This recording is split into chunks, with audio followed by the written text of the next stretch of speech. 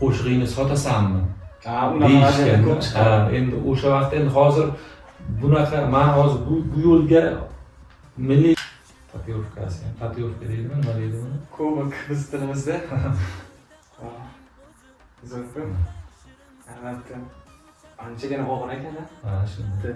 Juda ham zo'r.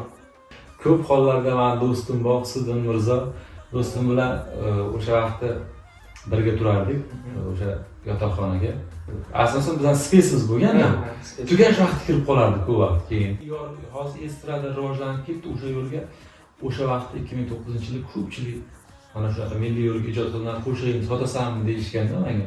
Keyinchalik baribir o'sha san'atga bo'lgan qiziqish, san'atga bo'lgan san'atni o'zini o'ziga tortib, viloyatimizning asosiy bayramlarida ijro qilganman o'sha shularni. Birinchi muallifga qo'shiq yakkaxon chiqqan.